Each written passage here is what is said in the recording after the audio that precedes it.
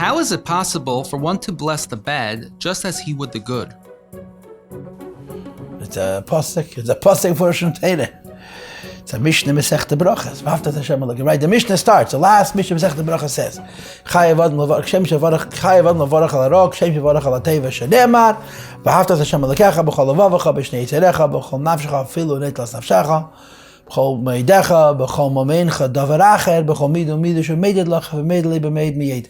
There's a madrega of Avodas Hashem where Yid thanks the Eibishter for the bad just like he thanks the Eibishter for the good. Now, you can answer this question in two ways. You can answer this question from a practical perspective, and you can answer this question from a Torah perspective. From a practical perspective, the answer to your question is that this is very difficult, extraordinarily difficult. Bichlal, the idea that we know that what happens in our material life comes from Hashem, and not from our employer or our shadchan or our doctor or whatever, is a very big deal, right? Emunah is a big deal. Emunah is big, it's huge, it's serious, it's important. The Heilige Rishon Rebbe had gesagt that before Mashiach, Emunah is going to be like a string that is suspended from one end of the world to the other, and is swinging vigorously, and you have to hang on. So just to believe in Hashgacha Pratis, just to believe that whatever happens in my life comes from Eibishter is awesome. But to say thank you for a patch is even more awesome. You have to be very sensitive, you have to be very tuned in. So, you're right, it's not easy. It's very not easy. Let me flip it around. In other words, instead of answering the question, and you understand quite well that I'm a human being. I'm not a tzaddik, I'm not a rebbe, I'm a person like everybody else. So, it's not like this is, for me, a davar apashet, that you have to thank Hashem for the Yisurim and the Nisyenis and the Lamas Vestadim. It's a struggle. Let's flip it the other way. The other way is that when you raise yourself to a level where you see Hashem in everything in your life, including in the not good things, you are so unbelievably blessed. You're so fortunate. You're so rich. And you're so happy. In other words, what I'm trying to say is that when we hear this Mishnah and this Gemara, this interpretation of the Mishnah, the pasuk and the Mishnah, the way we feel, some of us, is Hashem could be as miserable as he wants, and we have to say thank you. What a mean Eibishter, that kind of thinking, as if it's some kind of a draconian command. I don't care about you, tough luck, grin and bear it, and do it with a smile, that kind of thing. It's not the intention at all. The intention is be tuned into the Eibishter. And when you're tuned into the Eibishter and you say thank you, it's a warm thank you, it's not an angry thank you.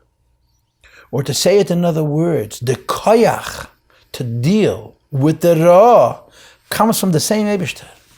Where do you have strength to deal with challenges in life? From the one giving you those challenges, the Eibishter himself. I once heard from Yossi Tevel alav hashalom, in the name of his shver. His father-in-law's name was Reb Zalman Hecht, Shlomo Zalman Hecht in Chicago. He was a chosid and a shliach and a goan and a chassidus shadid and a bal yisurim. That he said, Baruch Gezerim Kayim. The Eibishter schneit und halt. That's what we translated. The Eibishter cuts but keeps it together. That's how he, Baruch Gezerim Kayim, the Eibishter schneit und halt. In other words, when you have hardships, the only one you can lean on in those hardships is the Eibishter himself. So it's true, it's not easy at all. But the ability to see Hashem in those hardships is from where the strength comes to overcome those hardships. We're living in the post-emancipation of Rabashkin era. We have a living example of this. That you can see b'neshama b'gufa b'basa, a human being who's a personification of levarach al harok, shem levarach al hateva. And he's become a tzaddik. He's a hecher mensch. He's healthier and happier and better for it, and he's contagious. Everybody around him is touched by this contagion of bitachon and emunah. So it's taka difficult, but don't look at it as another command, as another instruction. To the contrary, it's an empowerment. The ability to deal with the hardships in our lives, which come from God, is from God. And when we connect ourselves to Him, this is where the strength comes from to deal with the hardships that the Eibishter gave us. And I think this is a realistic way to understand what the Mishnah is saying. The Alter Rebbe, okay, this is the first thought that I wanted to share. But I want to give you the classical approach. In other words, now that I discussed it a little bit in a practical way, let's talk about it in an ideal way. Alter Rebbe in Tanya, you have the Igeres HaKedesh Yud Aleph and Igeres HaKedesh Chof Beis, the 11th letter and the 22nd letter.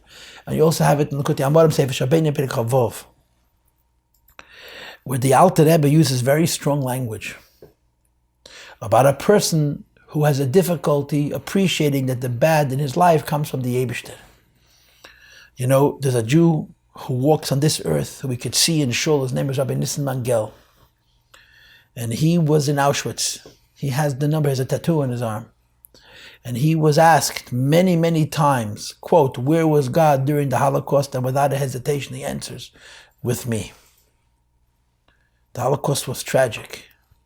If you hear him tell the story of the Death March, he says every single man who survived that Death March is l'mayla teva. They're walking in one of the coldest winters on record in pajamas, sleeping on the cold ground, eating snow for weeks, and thousands survived.